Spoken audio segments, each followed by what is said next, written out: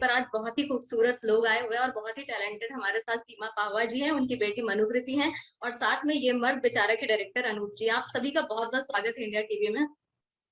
नमस्कार। जी, तो शुरुआत करते हैं इस फ़िल्म से, फ़िल्म के डायरेक्टर से शुरुआत करते हैं। क्या है फ़िल्म का कॉन्सेप्ट? कैसे आपके दिमाग में ये आइडिया आया? उसके बाद कैसे आप लोगों ने इन टैलेंटेड लोगों को अपनी फ़िल्म में लिया? सब कुछ बताइए। कॉन्सेप्ट तो सोसाइटी में था ही, मतलब आपने इसके टाइटल से थोड़ा सा एहसास हुआ होगा कि मर्द बेचारा। तो अभी जनरली ऐसा हम सोचते नहीं है कि मर्द है, मर्द और बेचारा दोनों ही अपने आप में एक उपवाद है कि मतलब मर्द बेचारा कैसे हो सकता है। लेकिन आप देखेंगे कि मर्द भी बेचारा होता है, मर्द को भी दर्द होता है।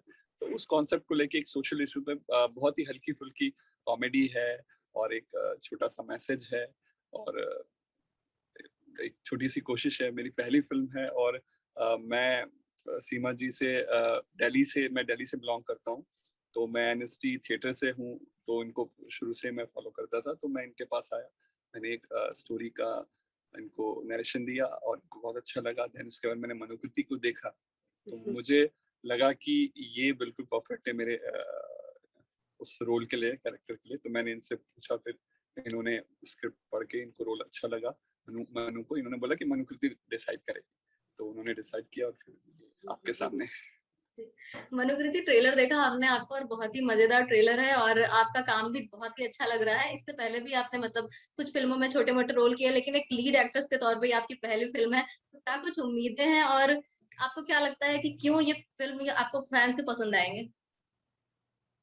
आई थिंक बिकॉज़ बहुत ही फ्रेश एक तो कास्ट बहुत फ्रेश है और डायरेक्टर फ्रेश है और कॉन्सेप्ट बहुत फ्रेश है। सो आई थिंक कि जब भी कुछ फ्रेश होता है I think people love it and वो एक अलग नज़रिया होता है क्योंकि आप वही चीज़ें देख-देख कर कहीं न कहीं ऑडियंस भी बोर हो जाती है कि ये वही होगा।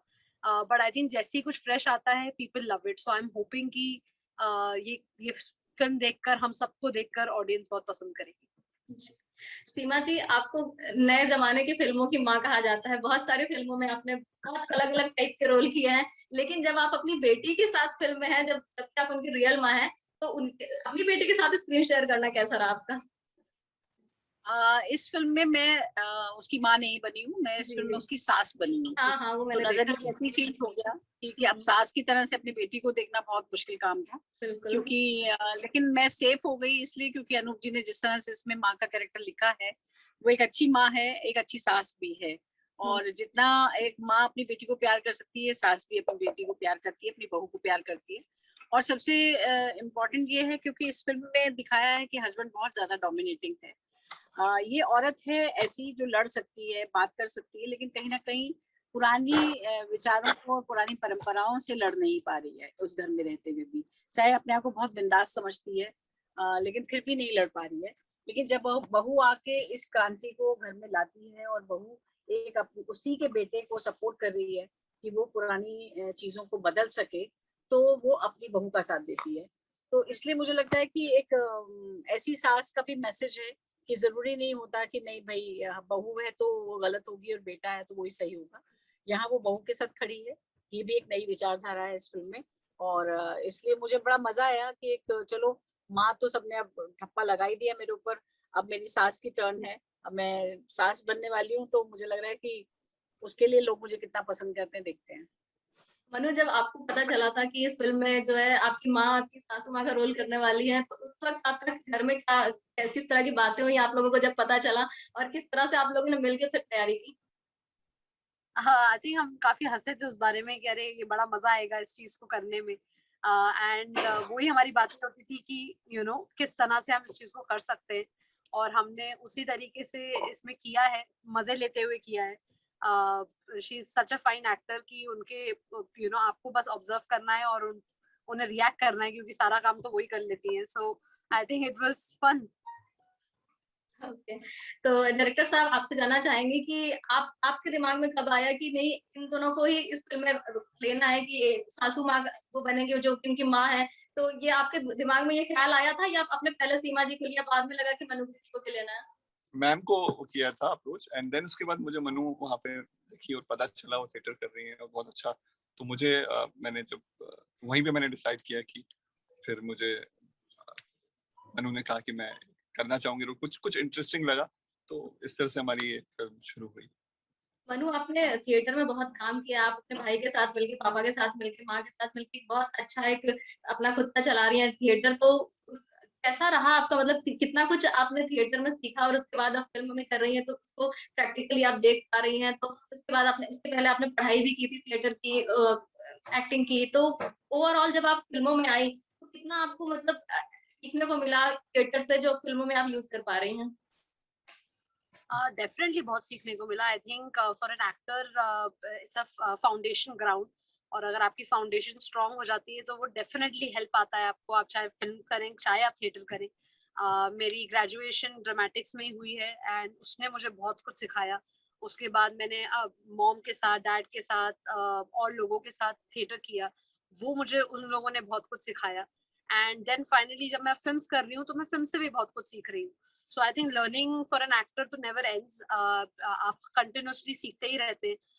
So every experience is new, and but definitely theater helps you क्योंकि आपका foundation strong होता है. बिल्कुल। सीमा जी, आप और मनोज जी दोनों ही एक्टिंग से जुड़े रहे हैं, और जब आपके मतलब इन्होंने बताया, बच्चों ने बताया कि उनका भी इंटरेस्ट एक्टिंग में है, तो आपने सबसे पहले उन्हें क्या सीख दी?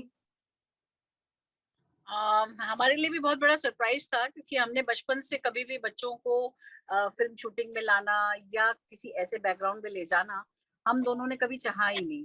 क्योंकि हमें लगा कि अगर हम बचपन से इनको इसी बैकग्राउंड में रखेंगे तो एक फोर्स सा हो जाएगा बच्चों के ऊपर कि वो कुछ और सोच ही नहीं पाएंगे। हम चाहते थे वो कुछ भी सोच सकते हैं, कुछ और सोचें, कुछ और डिफरेंट एक्सप्लोर करें चीजों को। मगर कुदरत का खेल देखिए कि जब उन्होंने हमसे कहा दोनों ने कि हम इसी लाइन में आना चाहते हैं, तो मेरे और मनोज के लिए बहुत खुशी का टाइम था वो। इसलिए क्योंकि कोई क्यों चाहेगा, मैं और मनोज इस लाइन में अगर वो हमसे कुछ सवाल करते हैं तो हम जवाब दे सकते हैं। पर अगर मेरे बच्चे डॉक्टर बनते या इंजीनियर बनते और वो आके हमसे कहते हैं मम्मी वो ऑपरेशन कैसे करना है, तो मुझे नहीं पता। अगर वो मुझसे कहेंगे कि मम्मी ये करेक्टर कैसे करना है, तो मैं उनकी हेल्प कर सकती हूँ। तो हम अपने आप को ब्लेस समझते हैं, मैं और मनोज, की हमारे दोनों बच्चों ने इसी फील्ड को चुना।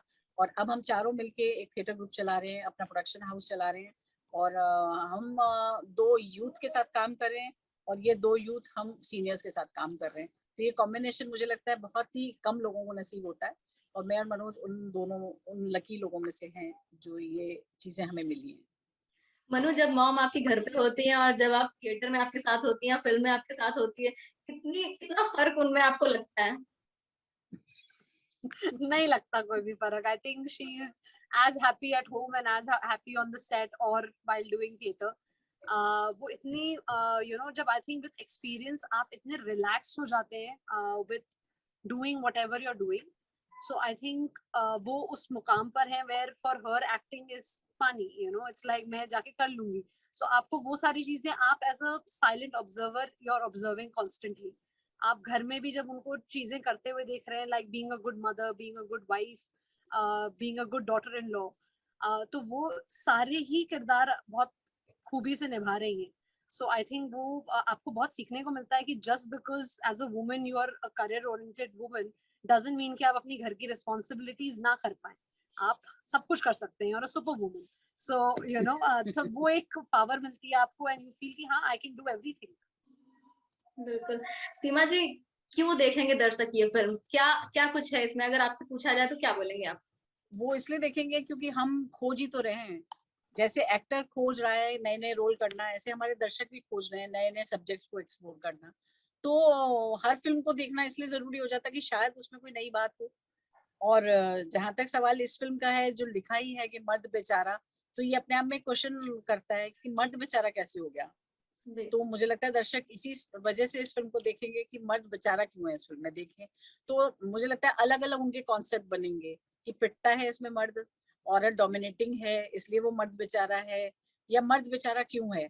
तो लेकिन जब वो फिल्म देखेंगे तो उनको एक सरप्राइज मिलेगा कि हम मर्द बेचारा उसे क्यों कह रहे हैं, या उसका पूरा जो कॉन्सेप्ट है वो बहुत फ्रेशनेस रखता है। तो मुझे लगता है इसलिए शायद लोग इस फिल्म को देखने आएंगे। थैंक यू सो मच हमसे बात करने के लिए। उम्मीद करते हैं फैंस को ये फिल्म जरूर पसंद आए। Thank you so Thank you much. so thank much. You.